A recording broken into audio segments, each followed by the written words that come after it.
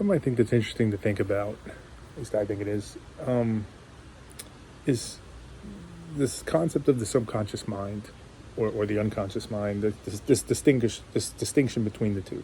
And you hear a lot of people talking today about the subconscious, often in terms of like the negative parts of it, right? A lot of people believe like bias or racism is rooted in like an unconscious belief or in our subconscious somewhere. There's this belief that like there's this inner child, this subconscious programming that happens when we're at a very young age that we carry with us for the rest of our lives. And a lot of people are trying to come up with techniques, tools, approaches to fix that, to look at the subconscious, to understand where it breaks bad. It's not all bad, but there's certain aspects of it that appear to be bad. And how do we fix that? How do we fix those insecurities, the anger issues, the fears, the biases, the blind spots, all that shit that lives in our subconscious? I talk about it all the time, and there's plenty of other people I've spoken to who talk about it all the time. I think it's interesting to look at something like that and try and really look at it from like a very objective first principles level. Try and strip away everything we think we know about it and just look at it for what it is. Like, what is it? What are we actually saying when we talk about the subconscious mind and the need to reprogram it or to fix it in some way? It's weird because you start to realize and think that like, if we never gained consciousness, the subconscious mind would be all we were. That would be it. And in a weird way, it's like you could view that as like that's our natural state. All these things that we take issue with the subconscious would just be who we were. That would just be us.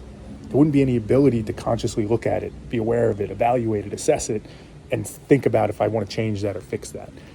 And that's a really interesting thing. Like, it opens up a whole can of worms in all different directions of like, well, firstly, is that true? Like, is that our true nature? Is that how we should view it? That that's actually us and consciousness is kind of just messing with it?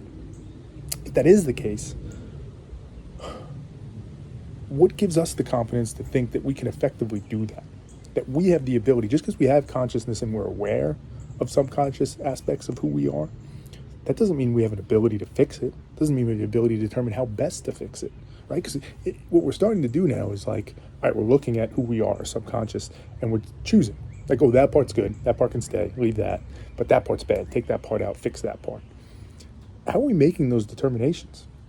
Some of it seems obvious and intuitive, but do we really understand the long-term impacts of it? Do we really think we have the ability to understand nature, the world, ourselves, the universe at a level where we can actually say with confidence, oh yeah, that thing should be removed, and we understand the implication of that and what it's going to be? In some ways, it's almost like nature is happening, and we are not only witnessing it, but arguably playing a part in it to determine how we want to adjust and change ourselves, what we want to keep and what we want to leave, what we want to get rid of. And that just alone, in and of itself, is a fascinating thing to think about, that's what's actually happening as we're talking about it, right? You see people posting on Instagram, and there's books and there's YouTube videos and there's coaches and there's people like me talking about the subconscious in this very almost like nonchalant way. But we're talking about nature in action, evolution in action. Us playing almost mad scientists to determine what we think humans should be and what they shouldn't be, which is wild when you think about it. It also makes me think a little bit about the idea, back to this idea that like the subconscious is actually our true natural state. That would be who we were. All those things that we think are negative, that's just us. And it starts to make you think like, why are they bad things? Why do we view them that way? How did they end up bad? And it starts to make you realize, I think, that if you go back like way back when we were just subconscious, in effect when we were still like primates or animals or whatever, these things that we learned, these things that were programmed into us were there for a functional reason. They served some reason. But it's almost like consciousness, on the one hand, it gives us the ability to be aware of it and to change it and to fix it, which seems like great. That's why consciousness is there. But in another way, it's like, well, isn't consciousness kind of the root of the problem?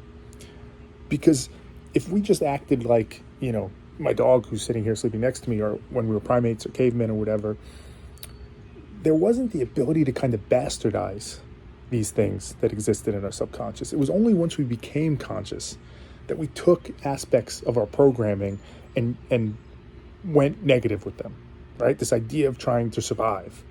We took that and created things like racism and selfishness and insecurities and all these different things were because we became aware of this programming. Once we turned on the ability to think about it and interact with it, then there was no telling what was going to happen. And if you think of it through that lens, that kind of makes the point again as to why we're not really qualified to do this thing and make these determinations. Like when it first happened, when we first gained consciousness, we took it and we took the subconscious programming, and for many of us, we bastardized the shit out of it and used it to cause a lot of harm and a lot of suffering to ourselves and to others. And now we're kind of trying to do the same thing. We're still taking this same tool of consciousness and trying to play with the subconscious programming. I mean, it makes you think like maybe we would have been better off if consciousness never came about, because that's kind of the root of a lot of the unnecessary suffering that exists in the world. Now, somebody can make the argument like, well, we're growing, right? You said it, we're evolving, we're learning more. So at this point in 2023, we know so much more. We're better equipped to use that tool of consciousness to make good decisions, to figure out how we should evolve and what's going to be better for us. And that might be true. I mean, it would seem like there probably is some truth to that, but I think my working theory is that we're not nearly as capable or qualified as we think we are. I think the reason the subconscious is such an overbearing figure for us, I often think of it as a game of like 3D chess against this chess master that you're playing, that is your subconscious or your ego or whatever you want to call it. And it's almost an impossible thing to keep up with it, to try and, understand it and get ahead of it and have it work for you or tame it or whatever, reprogram, whatever phrase you want to use. And I just don't think, I think we're like, I heard the phrase once, like dogs trying to understand the internet. Like that's us trying to understand the subconscious, it's so foolish and arrogant of us to think that we can play mad scientist, that we can control evolution, that we could change our subconscious. Now, I certainly don't doubt there's tools and there's approaches and there's techniques that can allow you to shift who you are somewhat. I don't doubt that. But I also think, again, it would be super ignorant or naive of us to assume that we understand the subconscious and nature and the universe or whatever at a high enough level that we can be truly confident in that. A, that the change we want to affect is actually going to be the change, and B, that the implications of that change, the way it's actually going to play out, the result it's going to come to, is going to be what we thought it was going to be. There's not really a conclusion in this other than that it's just really fascinating to look at things like this and try and understand, like, well, what are we really saying? What are we really saying when we're saying the subconscious is our problem? What do we really mean by that, and what's the implications of it? It starts to allow you to follow these threads that unlock some things that, I'm not saying anything I'm saying here is right, but at least gives you some ability to start thinking about it from a different perspective and understanding it maybe in a different way. And I just find that super interesting. I don't know if you guys do, but I certainly do.